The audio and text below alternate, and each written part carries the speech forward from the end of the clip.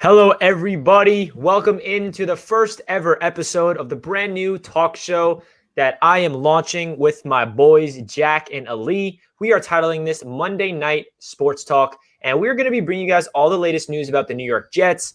And we're eventually going to branch off into potential other sports eventually and other sports teams. So, we got a lot of topics to get into about the New York Jets, and it's going to be a nice Monday night stream leading up to Monday Night Football once a week. So, every single week, stay tuned for this on my channel, and I'm really excited to jump right into this. We got a lot of content to get into. I have a lot of topics we're going to talk about when it comes to the New York Jets. As you can see on the bottom, we're going to talk about Sam Darnold being ruled out of this week and talk about his future of the New York Jets and see I want to hear what Jack and Ali have to say of their opinion. Do they think Sam Darnold's going to be here next year? Are they not? We have a lot of other topics that we're going to get into. The rookies evaluation, biggest disappointments, just to name a few of the topics. So with that being said, before we get into everything, I'm just going to go around and let everybody introduce themselves. So Jack, want to introduce who you are for the people that don't know who you are?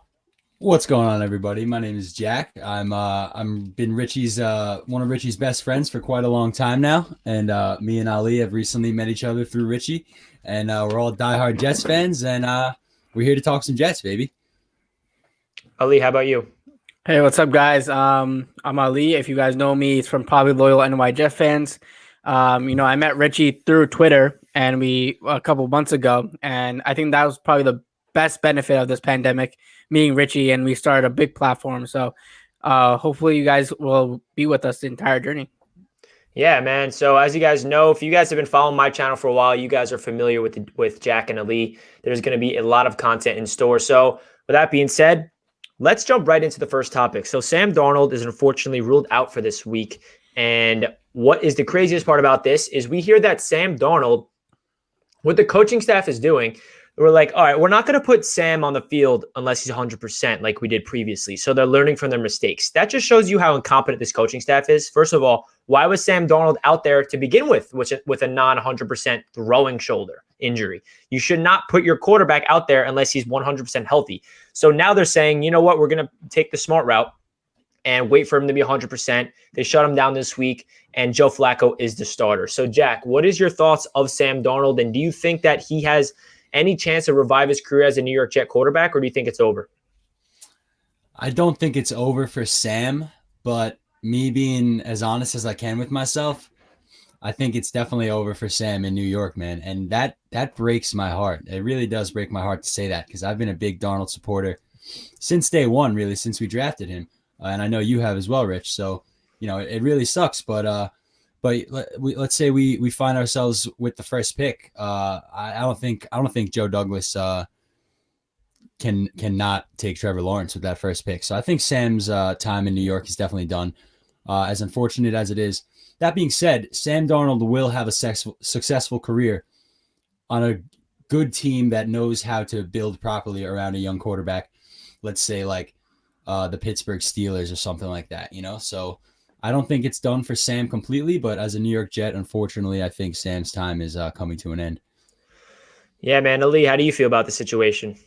It's tough. It's tough because, we're all Sam Darnold supporters. The guy, when we drafted him, I was super stoked because I didn't think he was going to be there for us at 3. But just seeing how he hasn't played a full season yet.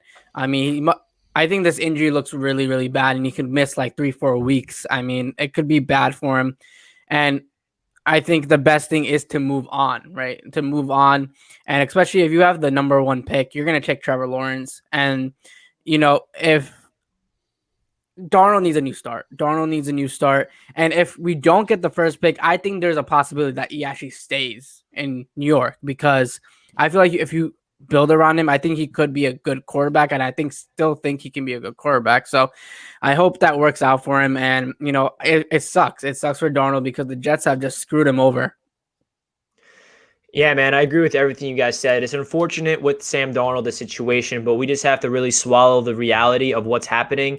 And all 3 of us were on board when we drafted him. We were ready to go. We're like, okay, Sam Darnold could be our franchise quarterback that we've been waiting for our whole lives, because all 3 of us are young Jets fans. Our youngest memories is Chad Pennington and then going into Mark Sanchez. And after that, we know the mess of it as a decade. And the Jets have never really had that franchise quarterback. So when Sam Darnold got drafted, we all just attached ourselves to him.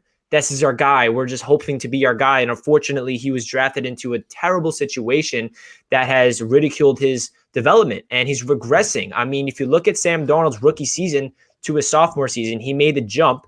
He's improved in every single statistical category you can name. And then his third season, he looks like an absolute person that should not even belong in the NFL. I mean, that's how bad his reality is. And that goes with the coaching, that goes with the personnel around him. There's a lot of factors, but we're not here to point fingers. We're just evaluating Sam Darnold as a quarterback. So Joe Flacco is set to start against the Los Angeles Chargers, and he's coming off a pretty impressive game on Monday Night Football against the Patriots. He had 3 touchdowns and 1 interception, and that was the first game that we got to see all 3 wide receivers healthy for the first time. So it's going to be interesting to see.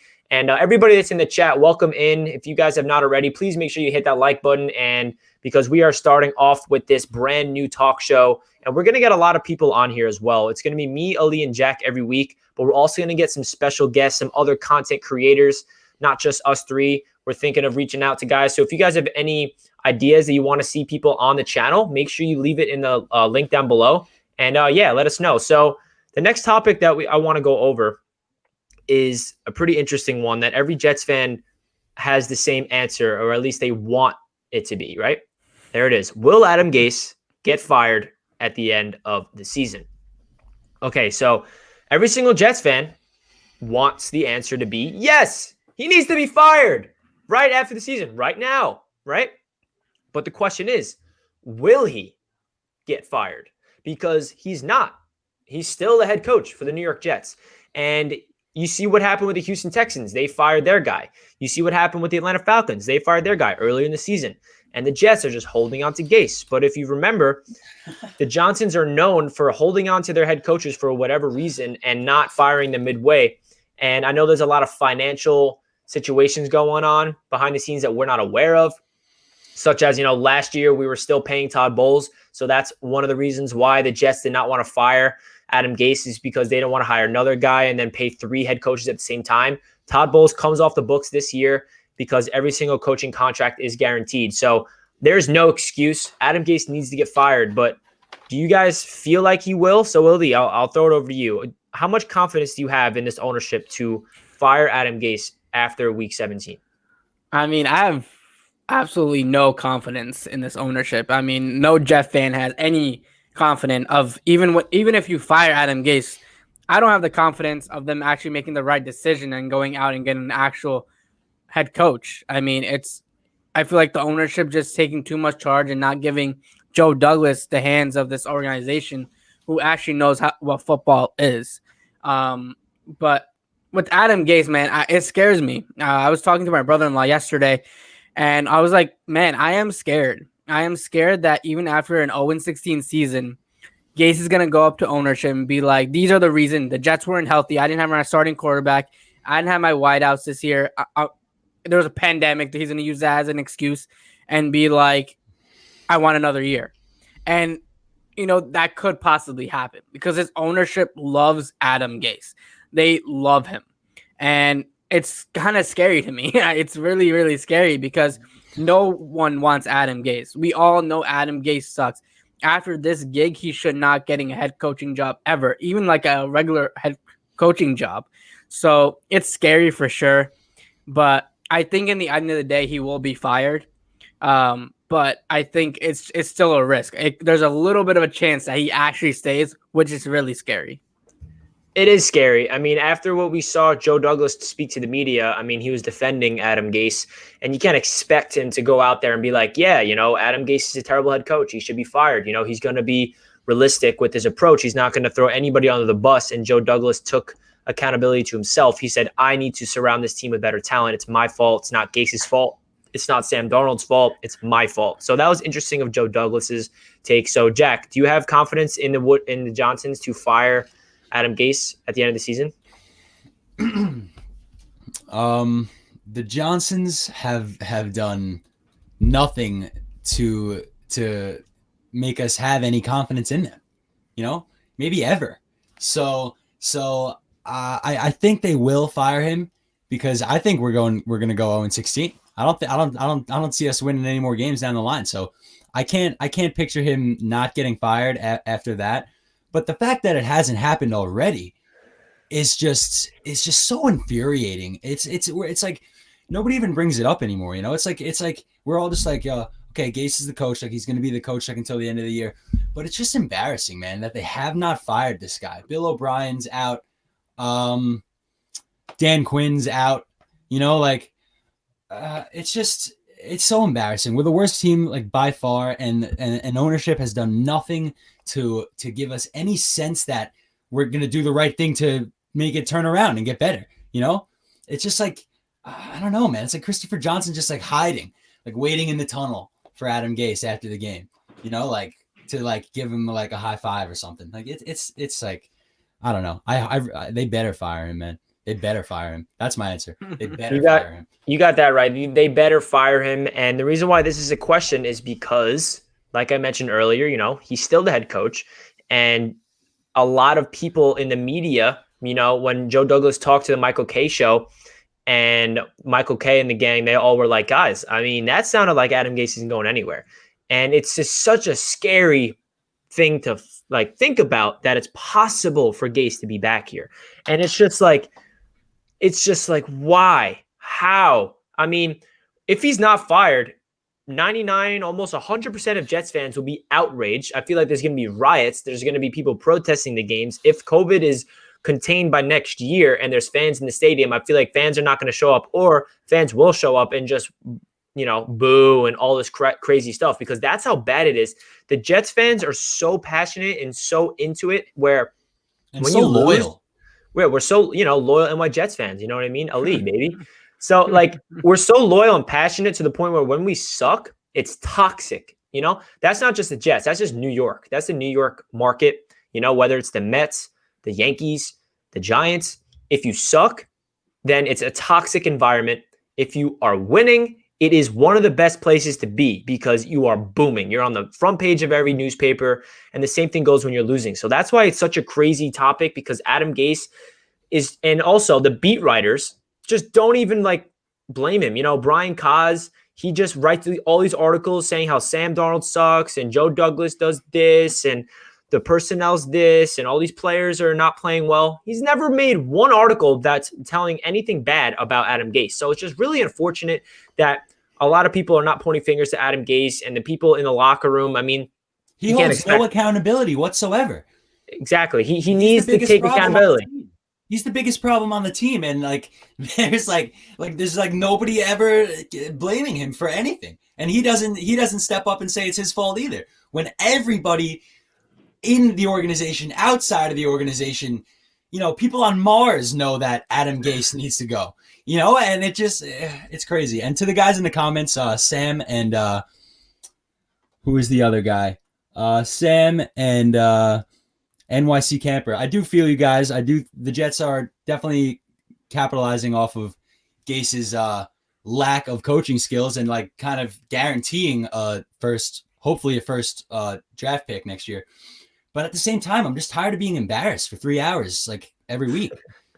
I mean, I don't know where I saw this, but there was somebody that said that was pretty interesting. Say 3 years from now, we look back at the 2020 Jets and we're kind of like, you know what? Thank you, Adam Gase. Because what did Adam Gase do for us? Say we do get the first pick. Say we do get Trevor Lawrence and say we're good in 3 years, right? We look back at 2020, like Adam Gase, you brought us Joe Douglas because that is the truth. They're friends. Joe Douglas is the GM because of Adam Gase. You bought us Trevor Lawrence because you suck so much. Thank you. Thank you for your service, Adam Gase. We're in 2023 winning the AFC East. Sorry, Miami Dolphins fans and Buffalo Bills fans. So, yeah, that's really the whole Adam Gase topic. Ali, do you have anything else to say about until we move on from this head coach? I mean, I remember you mentioning about how Joe Douglas commented about Gase and stuff.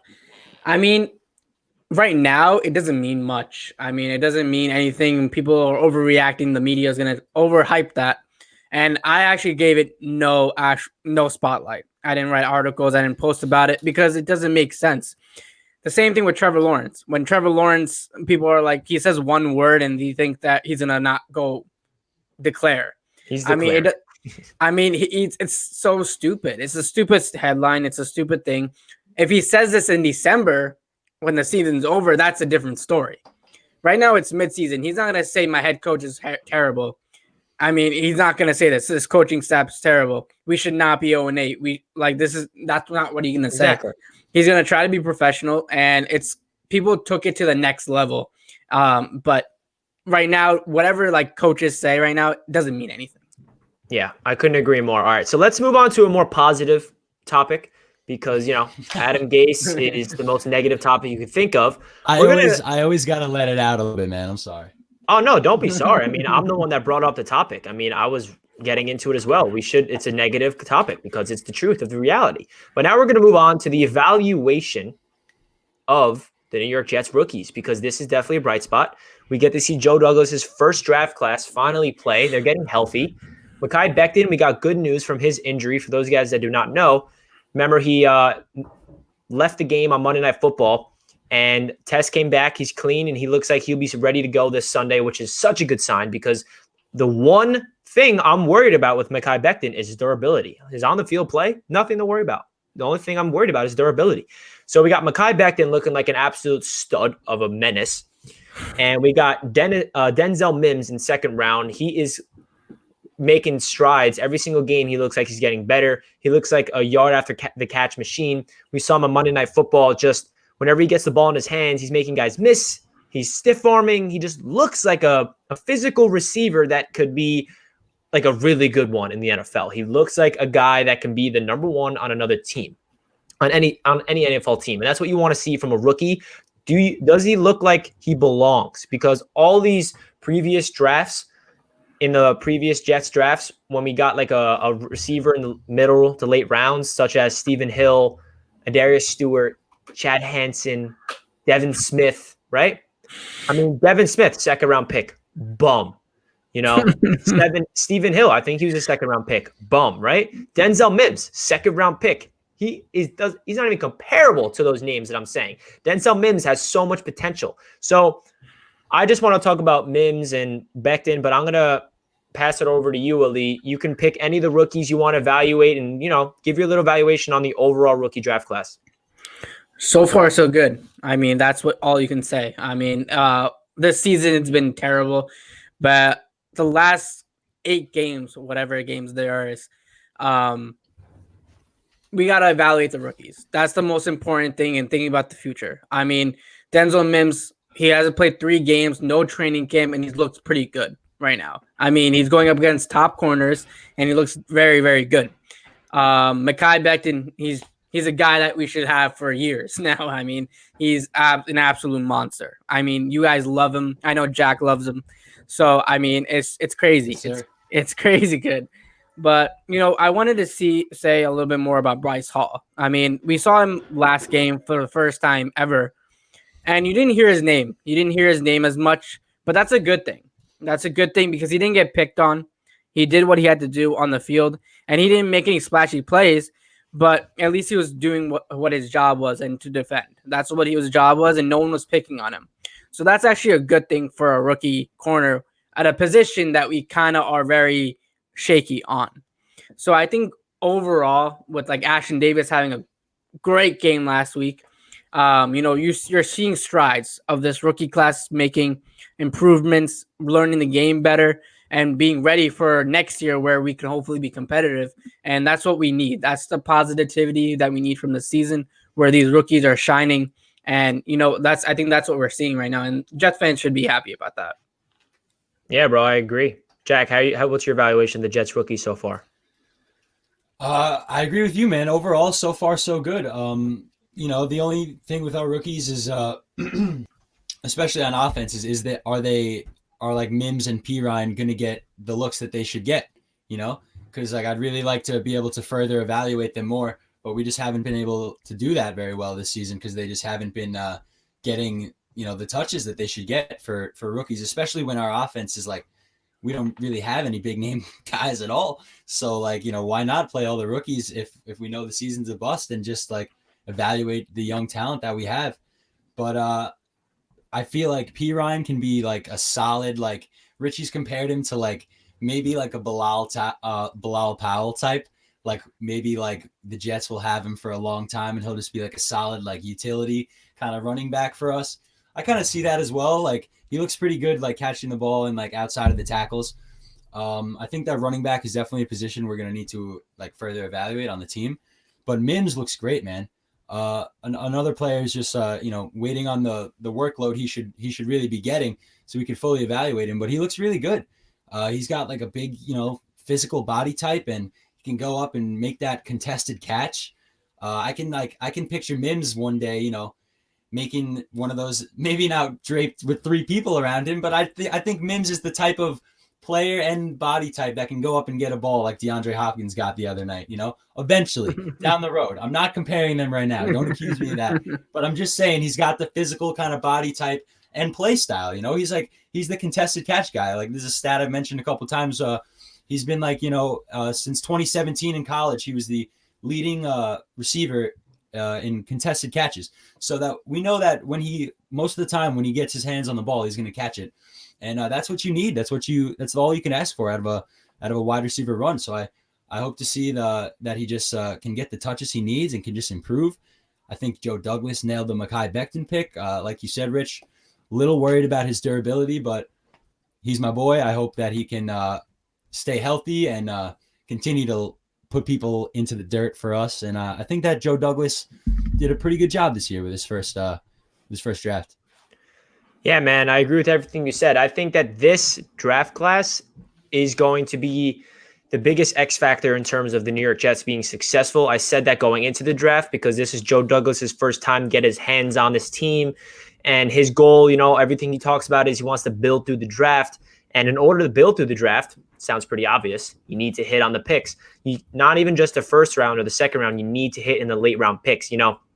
All these successful dynasty teams, such as the Saints, the Patriots, obviously not now, but over the years, they've all been consistently good, but drafting late in the first round. They're not drafting in the top 5, top 10 every year and winning. They're finding talent late in the draft. They're finding guys in the 4th round, the 5th round, the 3rd round, even in their first round picks, and they're developing their talent, and they're finding a sustainable culture where they can have guys in the building with cheap rookie contracts, and they have enough confidence in their coaching staff to develop them. And that's what this New York Jets football team has been lacking for my entire life. So it's refreshing to see that there's a little shift of it. And this draft class was going to be the first little taste of what Joe Douglas can do for us. And what Joe Douglas did was way more than I expected. He traded down multiple times. We went into the draft with, I don't remember the exact number, but we went into the draft with X amount of picks, and we came out with it with 3 extra picks because Douglas traded back to acquire more capital. That's just, mastermind genius in terms of getting more value. And so I want to talk about some late round rookies that I'm excited for. Braden Mann, the man of the hour, low-key one of our best rookies on the team.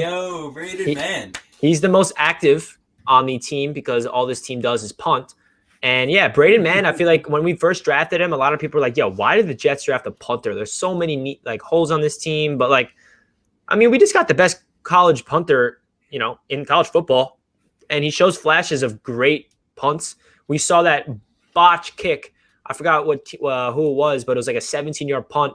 And it just made me appreciate Braden Mann a little more. And we also have to talk about, the undrafted rookies because those are rookies as well. Bryce Huff looks like he's going to be a household name. I feel like he's going to be there for a long time. Lawrence Cager, we saw what he can do. I feel like he's going to get more playing time eventually. Lamar Jackson, corner, he's on the active roster. Javelin Guidry, special teams guy. So Joe Douglas has 12 or 13 rookies on the active roster. So that's just really exciting. That's crazy. And some other rookies that we want to see more playing time from. Jabari Zuniga, he's finally getting some playing time. He's playing around 25-30% of the snaps. I want to see him get around 50% because I want to see what we have. He's a 3rd-round pick, and we know what happened with Ja'Kai Polite. Last time we drafted an edge rusher from Florida in the 3rd round, it was a nightmare. So I want to see if Jabari can develop. I want to see him get more play time. Another player that intrigues me is Cameron Clark. He's a guy that is healthy. He's been a healthy scratch every time he's been healthy because I guess he's not ready yet. But if there's an injury on the offensive line, I'm totally okay with seeing what Cameron Clark can do because he's a 4th-round guy. And if you look at his tape, the biggest highlights that stood out to all of us Jets fans was the tape against Clemson. Everyone ridicules, Cameron Clark. He came from a really small school, but he went up against Clemson. It looked like he was bodying them. I mean, he was dominating against Clemson, who is, one of the best college football programs in college football. So that's a good sign. Cameron Clark, that is a big, issue with this team is the offensive line. So if Cameron Clark can get on the field and look like he can at least be a depth player, maybe he's not a starting left guard for the future or a starting tackle or a guard. You know what I mean? He doesn't have to be. But if he can get some playing time and we're comfortable with him being our backup for the future, that's what we need. We need to acquire depth. Having depth on this team is important. And Joe Douglas understands that he's going to learn from his mistakes. He didn't really have a lot of depth at the O-line or wide receiver this year because we can see what's happening. Wide receivers was banged up and there was no one really coming in there helping us out. So he's going to learn from his mistakes. And I want to talk about what other rookie. Yeah, LaMichael Piron. You mentioned Piron, how I compared him to Bilal Powell. I think that LaMichael has potential to be a running back one. But the problem is he's not getting the touches in order for him to get developed. Frank Gore is getting the ball 15 times a game. And he's 37 years old. Adam Gase has a crush on this guy. And it's just taken away all the snaps from our rookie. You cannot develop a running back with 6 carries a game. You just can't do it. It's just impossible. You need to give him at least 15 carries a game. See what we got. Let him get comfortable. One of those carries can be a breakaway. If you go look up LaMichael Piron highlights, there is a lot of runs where he broke loose for a touchdown, 70 yards, 60 yards, even 80 yards. So LaMichael has that burst in him, but the Jets aren't giving him an opportunity to let it shine. It's super unfortunate. Oh man, it gets me upset. But what other rookies do you guys want to talk about? Ali, anybody you want to really that's been impressive to you? Well, yeah, I spotlighted Bryce Hall. Bryce Hall is a guy that I'm, keeping an eye on for the rest of the season. He's a sleeper pick, man. He was injured, and that's why he dropped. He's a second-round talent. And, the Jets have a lot of issues at cornerback, like I mentioned. A lot of issues. Bless Austin, question mark period this year just sucks. So, the Jets need some depth at cornerback. So, I think him not being picked on last week and not being called out on by any reporter, nothing, that's a good sign for a rookie. A guy who hasn't played football since college. He hasn't played a long time. So it's good to see that. I think he's ready to work, and I think the next few games there's going to be evaluating all these rookies. All these rookies, even the punter. We're going to be evaluating everyone. So it's going to be interesting. Looks like we lost Jack for some reason. I don't know what happened to him. He's probably going to join back in a couple of minutes. But another rookie I want to talk about who you briefed up on, Ali, is Ashen Davis. I didn't mention him when I was talking. Ashen Davis looked extremely impressive in his second start of his career. And, we want to see Ashen Davis come back and be a beast because, first of all, we could talk about this whole Jamal Adams situation that's going on, I don't know where Jack went, everybody. Jack lagged out, so he's going to be coming back real quick. Don't worry. Jack will be back. Here he is. Here's Jack. There's Jack. We lost Jack for a sec. Yo, I got the duty connection down in my basement. Yeah, I gotta get a LAN cable down. All good. Yo, so we got 33 likes right now. We got 46 people watching. Everyone smash that like button if you're enjoying the first episode of Monday Night Sports Talk. If you guys want to see this every week, if you guys are interested in this and you want to see this become a weekly thing, smash that like button for us because it really helps us out a lot. So as I was saying, I was talking about rookie safety Ashen Davis. I feel like what I saw from him is a flash of athleticism. How Greg Williams is utilizing was so interesting because he is literally Jamal Adams in terms of play, the way Greg Williams is utilizing him. Ashen Davis was lined up at the line of scrimmage. He was blitzing almost every other play. And we haven't really seen that from a safety, since Marcus May week 1. So I'm really excited from Ashen Davis. He showed a lot of promise in his second career start. His first start was a little shaky going up against the Kansas City Chiefs offense, who you can't really harp on him with that. We're going up against an historical offense. And that roughing the passing penalty against the Patriots was absolute BS, in my opinion. That should have been a sack. And he had a a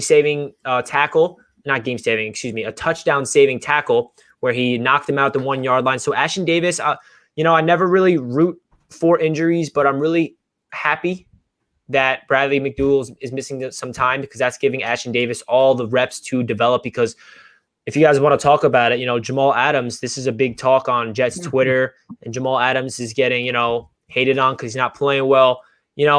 This is my take on this. I might be a little out of the water here. If you look at Jamal Adams' numbers from that game, he had 1 forced fumble and 2 sacks and 7 tackles. And then he had that crazy, missed tackle. And if you watch the game, he's definitely getting blown up in coverage, but he's definitely, I think Jamal Adams is still excellent, a player. And he's still Jamal Adams when he's in the box rushing the passer for sure. I think that the Jets fans are just going to, hold on to Jamal sucks. We won the trade, which is okay.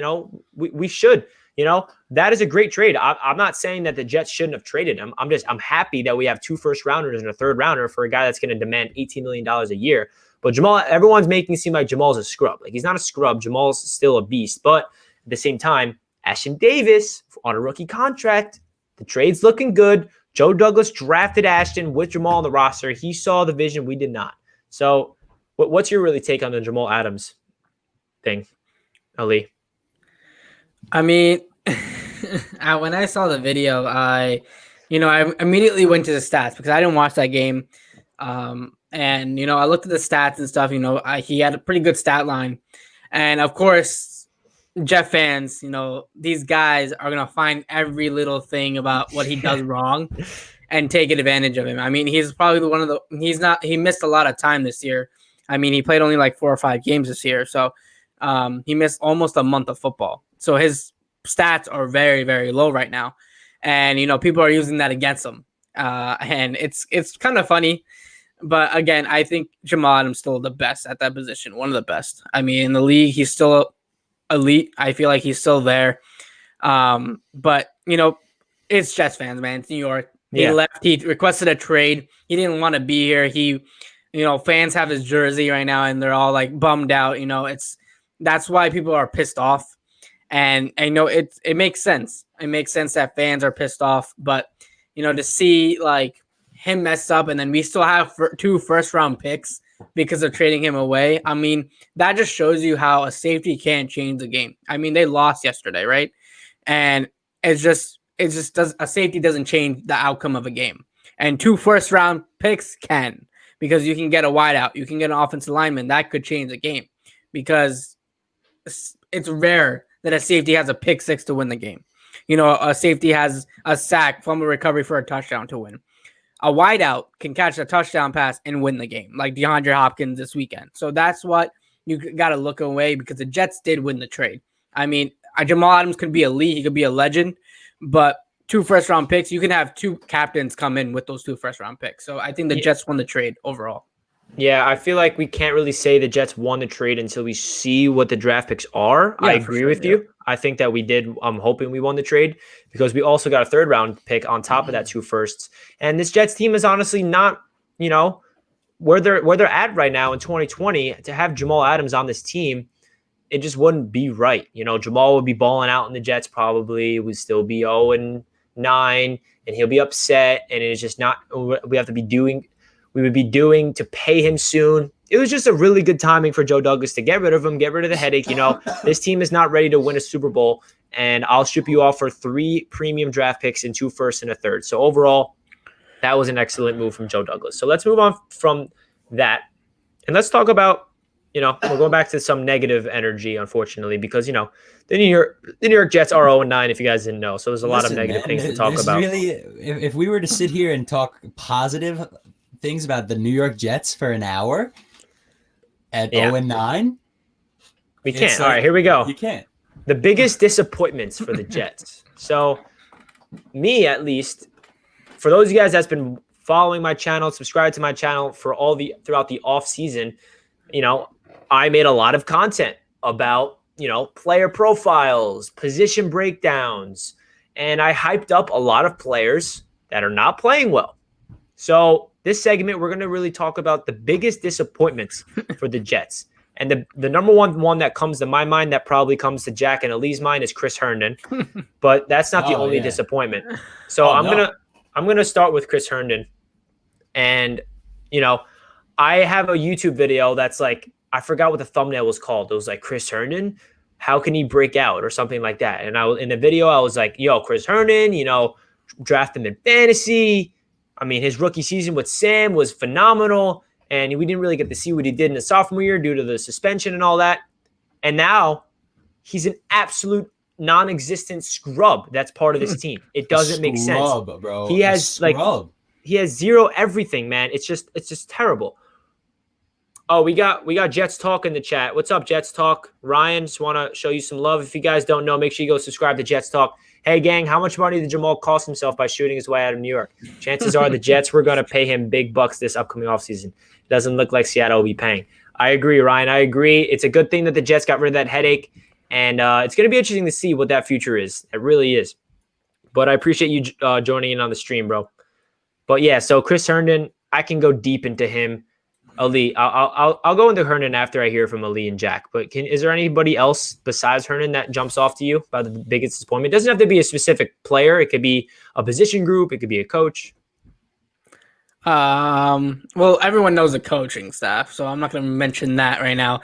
I mean, even Greg Williams is terrible, and I think he should be fired too. But Henry Anderson, where the hell have you been? Like, where the hell? Like, what the hell? I mean, he made one play that was a flag. I mean, he got a sack, I think, and it was a flag, and it didn't count. I mean, that's the only time we actually saw him. I mean, we always see him when it's either a flag on the play or just like a stupid mistake by the other team, and he doesn't make the play. He doesn't do anything. He just stands there. I mean, it's just mind-boggling. I mean, that's a guy I wanted to see to break out because that defensive line needed some type of spark. And, Quentin Williams has stepped up on that position. So, at least he got that going for you on the defensive lineman. But, man, where the hell is Anderson, man? I was rooting for him to actually show up because I remember that one year he had a really good year for us. He was killing it. He had a couple sacks, I think like 6-7 sacks. And then after that, he's been absolutely gone, and he could be a guy that just is gone next year. He's not going to be back, and the Jets are going to be doing a lot of cuts. I mean, Chris Herndon could be a possible cut too, and it's just crazy, man. A lot of people have just completely gone away from this team, and it's just sad to see. Yeah, Jack, how about you, man? Biggest disappointment. I would follow it up with since Ali said Henry Anderson, I'd maybe say Jordan Jenkins. He's kind of non-existent as well this year, right? But it pains me to say this, but I'll say it, guys. I'm gonna say it. Here it is. Sam Darnold. I said it. It's out there. Yeah. It needed to be said. Yeah, and I said it. A lot of people his playing and the fact that he's not on the field, he's having durability issues as well, so the regression is real with Sam, man, and it pains me to say it. It really does, deep down. I agree. But I agree. I think we have to mention Sam in there. Yeah, Sam is a big disappointment. Henry Anderson, Jordan Jenkins, Chris Herndon, the entire tight end group. Yeah, Ryan Griffin as well. Who is Ryan Griffin? The interior offensive line could be up there as well. I mean, that's not really a big disappointment because we didn't have high expectations for them because we had 5 brand new players. So it's not like we're like, yo, this offensive line is about to be top 5. No, we knew that it was going to be a little hard. So, and I'm going to switch but we this. thought McGovern was going to be solid. We did, and he's been inconsistently solid. If that makes sense. All right, so now I'm going to change this to. I don't know if I spelled that right. I spelled it wrong. Hold on. All right, so now we're going to talk about the biggest surprises for the Jets. Flipping it over to positivity. Of course, baby. Let's go.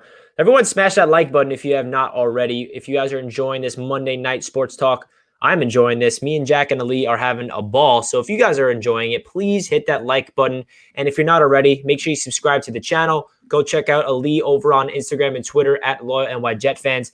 And make sure you go follow Jack on Twitter at NYJets to talk about all Jets content. You know what the deal is. So biggest surprises for the Jets. Just to name a few I can think of, Jonathan Franklin Myers is a guy that came in and didn't expect him. I mean, our defensive line I knew it was a strong suit, but now it's like, and he's extremely young. I honestly didn't really know how young he was. I thought that Jonathan Franklin Myers was like a veteran. No, he's like 24. So we have 3 guys on this defensive line that we're going to build around: Quentin Williams, Jonathan Franklin Myers, and Foley Fatukasi. So those are the Quentin and Foley are not surprises because I was expecting them, but John Franklin Myers was a guy that I did not expect. He looks like a really good interior defensive lineman that we could build around, and I'm excited for his future.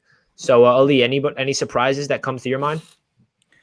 I wouldn't say surprises, but from the way he started the season, he took a big step like after a couple games, and that's Quentin Williams. I mean, he had a slow start. I mean, everyone was rooting against him. I mean, everyone thought he was a bust already, and he just shut up everyone. I mean, especially with that charges that he had at the when he went on the airplane with a gun or whatever, and people were like, he's a bust, he's done. And it's crazy how Jet fans just go like that on someone. I mean, they suck one game and they're like, oh, he sucks and he's gonna be a bust, and that's not how it works. It does not how it works. And Quentin Williams has flashed all season, and that's exactly what this Jets defense needed. I mean, we could be blown out by like 60 if he was not relevant in this defense, because he is very impactful. I mean, he gets to the quarterback. I mean, he does what he has to do to apply pressure, and he's doing everything perfectly. And that's a guy that you build around, a guy who's ready to work, doesn't speak as much, and he's a locker room guy. Jamal Adams was not the leader. Jamal Adams was a distraction, that guy who wanted to be on social media everywhere. He wanted to be on screen. That's what Jamal Adams was. A player, he's fine. He's amazing as a player. But the way he handled everything is that he wanted everything. Quentin Williams, not at all. Quentin Williams is a guy that just He's a teddy bear. Focus. Yeah, he focuses. He has the respect of the guys, even older guys. I mean, like Avery Williamson has respect for him. The guys like him, that goes a long way. And I remember the trade rumors coming about Quentin Williams. The Jets were not getting rid of Quentin Williams. That was not going to happen because he's a guy who's having a good year, and this is a guy who you build off of. And I think Quentin Williams is really intriguing to me for the future of the Jets. I agree, man. So 2 of our surprises, that defensive line. So let's hope this D line is getting better and better as the years goes on. So Jack, any big surprises?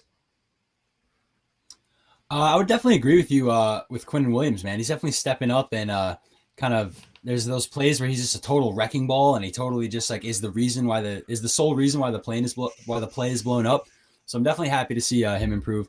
But I would say Becton, honestly, even though it's not really a surprise, because we all see how like everybody said it's a big guy. He's so huge, like he's gonna. But I'm surprised by a man that big that is so athletic, that can move down the field and go block a cornerback, or go and get the middle linebacker or something like that, and like be quick with it, and he's so powerful.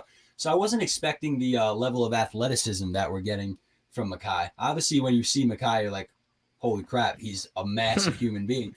But it's nice to see that that's not like the only thing about him. He's a big man, and that works in his favor. But he fundamentally, it's all there, and I'm really happy to see that, man.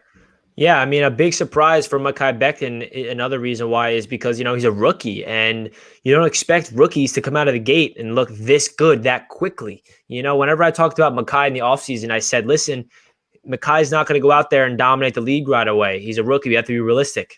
I was wrong. He went out there and dominated the league right away. And his only problem is durability. And luckily he's healthy, so that chest injury is not something to be too worried about. And hopefully he can play the rest of the season and play every single snap, because that's the only thing that really concerns me. So to finish off the Monday Night Sports Talk, we're going to talk about the Jets versus Chargers game that's coming up this week. Again, if you guys are enjoying this, we have over 100 people in the stream. Welcome in if you guys are new. Make sure you subscribe to the channel. And if you guys want to get us over, let's get us over 80 likes. If you guys can get us over 80 likes, that would be awesome. So go smash that like button. I would appreciate that a ton. So let's get into the Jets-Chargers preview. So we find out that Joey Namath, like I like to call him, is starting for the New York Jets instead of Sam Darnold. It's going to be his second game starting with the starting 3 healthy receivers for the first time.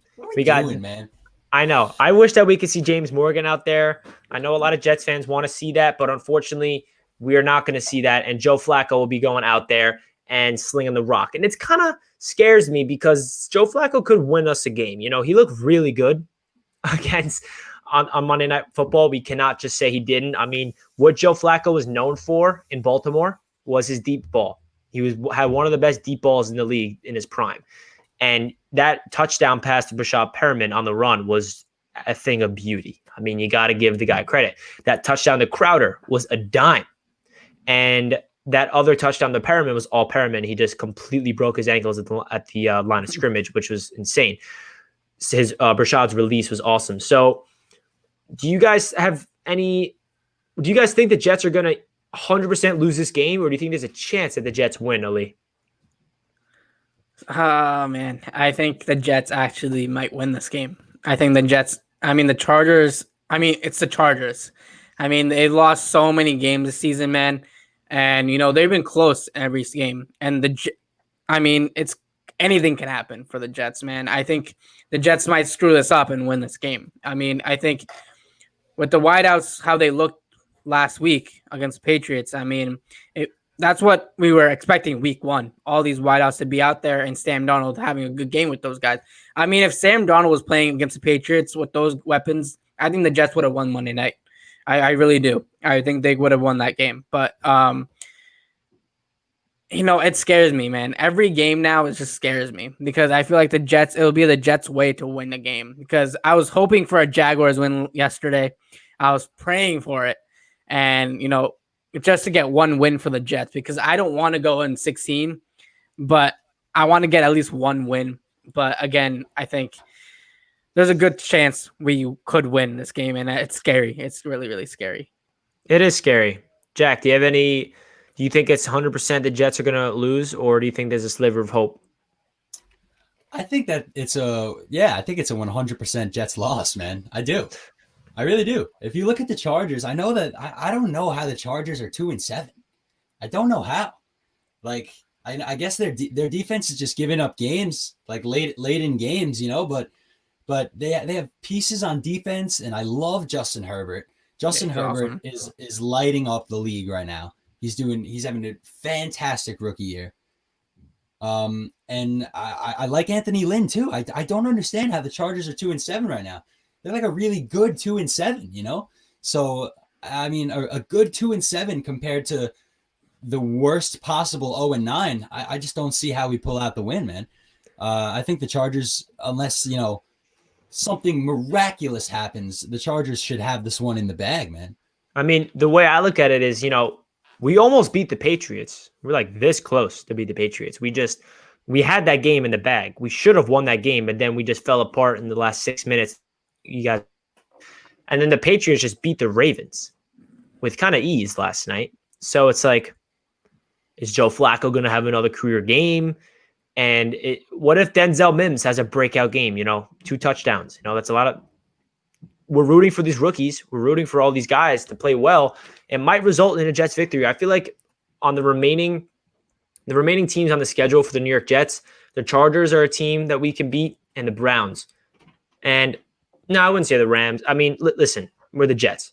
We're the worst team in the NFL, and we're not going to win any games. But I feel like that for those of you guys that don't really understand, we're not tanking. The whole perception, the Jets are tanking. No, the players that are suiting up for the New York Jets, they're going out there to win it. They'll try to win. They're not going out there like, all right, guys, how are we going to lose this game? Should we, how do we lose? They're not strategically trying to lose. Football players go out there, they get paid millions of dollars. They're trying to win football games no matter what the record is. So we're going out there this Sunday to try to beat the LA Chargers. Will they? I don't think they will. I hope they don't because that first pick is looking juicy. So you know what? To finish off this stream, we're going to finish this off around 8 o'clock. So we got 10 minutes left in the stream. Let's talk about what the Jets should do if we get the first overall pick in the 2020 NFL draft. So, Ali, I'll let you answer that question. Trevor Lawrence. You draft Trevor Lawrence. I mean, it's simple. I mean, you don't pass up on a guy that's rated higher than Andrew Luck. You don't mess up on that. You don't want to be the team that has a chance of getting that guy. A guy that could change your organization, a guy that could change everything about this team in New York. I mean, New York is New York, right? If you win in New York, you're going to be praised by everyone in the world. Honestly, you'll be recognized everywhere because you'll be famous. He'll be famous, and I think Trevor Lawrence wants that fame. I feel like he should want that fame because he could turn a team around and he'd be like, I changed this team around. This team was 0-16 and I changed that around myself. So I think Trevor Lawrence has all the talent in the world. I don't think we should even look at Fields right now. I don't like Fields right now. I don't know. That's just my opinion. I don't like Fields as much. And I think he could be a possible bust, but I don't like the hype right now for him. So I think Trevor Lawrence is the pick. And if we have the first overall pick sealed, you take him. So, Jack, before I swing this over to you, we got a lot of people in the chat. I see an Eagles fan saying Sam Darnold is talented. Just get a new coach and keep Sam Darnold, surround him with talent. Yeah. We had another guy saying trade back. And yeah, so there's some people that still believe in Sam, and there's non-Jets fans. I think his name is Fly Eagles Fly, so he's a Philadelphia fan, and he sees talent. So with that being said, what would you do, Jack? Listen, man, if you spoke to me, around week 4 or 5, maybe, I would have said the same thing. A month later, still winless, still an embarrassment. Sam can't stay healthy. When he's out there, he looks like crap. It is what it is, man. I love Sam. Everybody knows I love Sam. Me and Richie went to meet the guy before he ever took a pro snap. So there's a signature. Yeah. So I love Sam. I was a supporter since day one. But his time in New York is done, man. And maybe it's the New York market. Maybe it's the impatient Jets fans. And that's definitely a part of it. But his time in New York is done. It's as simple as that. The guy can't stay healthy. I love him to death. I want him to succeed outside of New York. But you can't pass up on Trevor Lawrence, man. And it's funny because if you spoke to me a month ago, I would have said the opposite. But it's just too much. It's too much at this point without a win, with no hope looking up. So a total rebuild, new faces all around is all I can ask for at this point. Yeah, bro. I'm right there with you. I'm probably the biggest Sam Darnold super fan, whatever you want to call it, there is. And it breaks my heart to say that Sam Darnold's career in New York could be over.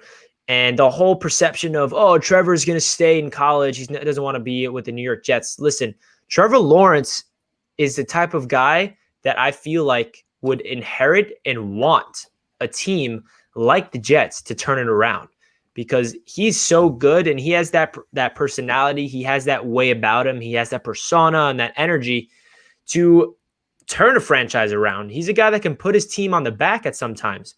I don't think Sam has that. Sam Darnold is a quarterback that I feel like is going to be extremely successful in this league if he's on a team that can surround him with proper coaching that suits his talents correctly.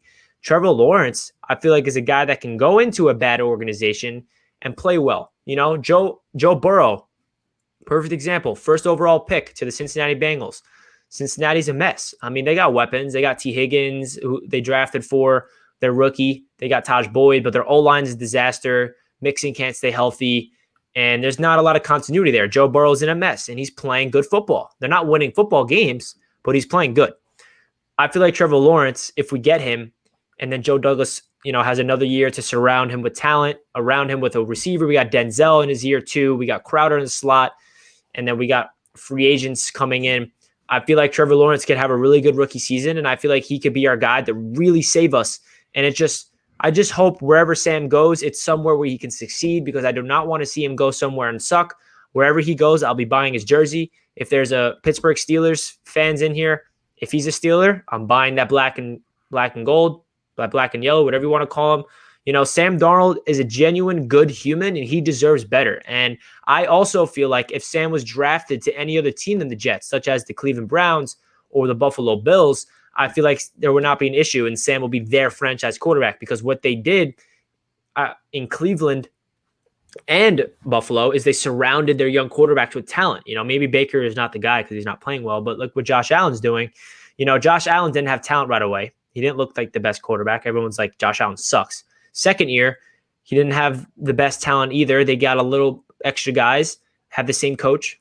He took a big step. But then year 3, you give him Stephon Diggs. You give Josh Allen his 3rd year in the same system, which is continuity. Exactly. Continuity is the biggest factor. And then look what Josh Allen's doing. That's how you develop. You know how you don't develop? Sam Darnold. 2 coaching staffs, non-continuity, terrible offensive line.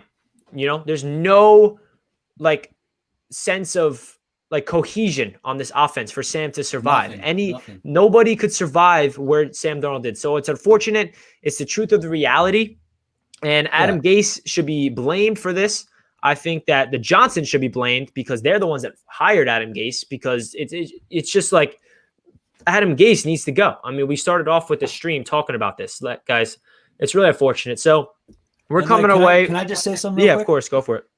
About the Sam thing.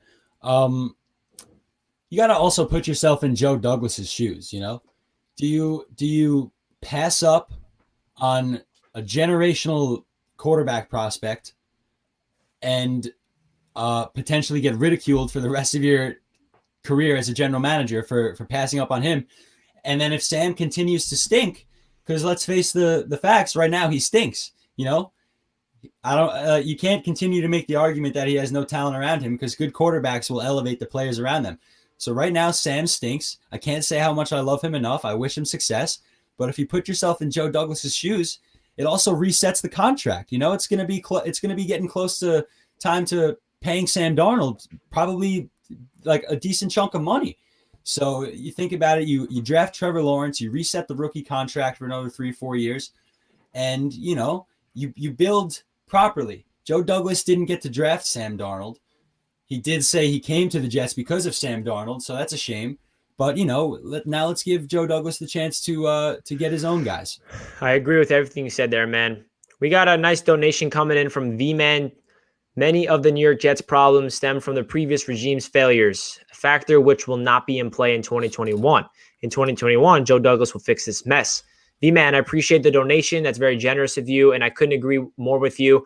And it goes back to the previous Jets general managers, and that is why this Jets team sucks. That is why we see all of these trades happening. That's why we see Joe Douglas sending off any ounce of talent, any contract. It's because of the previous Jets general managers. So that does it for this first episode of Monday Night Sports Talk, and I'm super excited to launch this with my guys, Ali and Jack. If you guys enjoyed this, please make sure you hit that subscribe button so you guys are here every single week. Smash that like button if you enjoyed, and make sure you check out Ali and Jack on their social medias.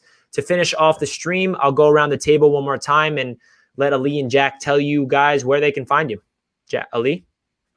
Well, you can follow me on Loyal NY Jet Fans on Instagram and Twitter. And yeah, that's pretty much it. We're going to try to do a podcast every week at the talk show every week. So there's a lot of content for a bad team, and they don't deserve us, but we're putting out content anyways. So, thanks guys for tuning in, and go Jets, I guess. How about you, Jack? Where can we find you? What do you got in store? You could find me at Jack_NY Jets on Twitter. That's my Twitter handle right there on screen. You can also find me on Instagram at Jack McGalley Music. That's my name on screen as well. Jack McGalley Music, all one word. I have a new song coming out this weekend. I'm very hyped for. So yeah, check that out if you guys are into music. I really appreciate it, and thank you guys for having me on. I'm so looking forward to continuing to do this with you guys. And Ali's totally right. This team doesn't deserve us, but here we are, man. I'll always enjoy talking Jets. So thank you, Rich. Thank you, Ali. Of course. And just so you guys know, I am launching new YouTube channels. I launched a new New York Mets channel called Mets Media. And if for any of the Mets fans out there, I talked about Steve Cohen and Marcus Stroman. I'm also going to start a New York Knicks channel eventually this week. I'm going to give you guys my reaction to the draft, which is in 2 days. So make sure you stay tuned. If you guys are Knicks fans, I'll let you guys know when the content's coming out. And I also am going to be posting some PS5 content right there. I got it today. And I'll be posting some Call of Duty videos and 2K videos. By the way, Cold War is probably done downloading. I didn't you got tell it? You. Oh, Perfect. Yeah. We're hopping on. If you guys want to see Cold War next gen content, please let me know. I have another channel that I'll be posting it on. And again, you guys have been showing so much love and support to this channel, and I just want to bring you guys the best content possible. One of my biggest dreams was as a kid was to make like gaming content, and I'm going to do it just for the fun of it. And if you guys enjoy it, awesome. Again, thank you guys so much for tuning in. That does it for this episode. One more thing. Of course, Ali, go for it. One more thing. So we're going to actually launch an Instagram page too. So we're going to be launching a new one probably in a week or so. I got to like make the logo and stuff, but we're going to do all New York sports. So we're going to cover free agency. I mean, NBA free agency just started, the trade deadline. So all that's going to happen. We're going to try to build this platform. Our goal is to take on all New York sports, the Knicks, the Nets. I mean, Islanders, Rangers, Yankees, Mets, all these guys. I mean, even the Giants. But we're going to have to cover all of these guys. And we're going to have actual special like guys, analysts for each team. That's what our goal is. So if you actually are interested in being one, you can DM me on Instagram at LoyalNYJeffFans if you're interested in that. And we can get you on a Zoom call and interview you and see what's going on and if you want to be a great fit for us. But yes, we're trying to build this brand. I mean, we're all in our 20s, so we're ready to work. I mean, I started this when I was 14, so I think we know our knowledge about, Richie's knowledge is YouTube. Jack's playing music. Mine's Instagram.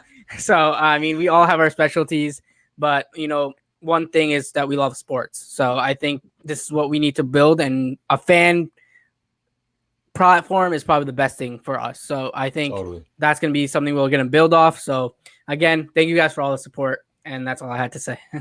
Just to piggyback off what Ali said before we end it, for those guys who do not know, we have a podcast, Ali and I, called Loyal Media Sports Podcast. And that's where, if you guys want to listen to us, we're on Apple Podcasts, we're on Spotify, we're on YouTube. So type in Loyal Media. That's where we want to get some of you guys on the show with us. So if you guys you think you're a super fan of any of the New York teams, such as the Yankees, the Giants, the Mets, the Knicks, the Nets, anybody, make sure you shoot one of us a DM and we'll get back to you and we can interview you to see if you guys want to represent your squad, because we want to give you guys a platform just like we built for ourselves. So if you guys are interested, check us out on Loyal Media Sports Podcast. That does it for this episode. And make sure you guys stay tuned for next Monday at 7:00 p.m. Eastern time. We're going to be doing this once a week and we're going to have a special guest on next week. So make sure you guys stay tuned. And that does it for this week's episode. Peace out, everybody. Peace out, guys.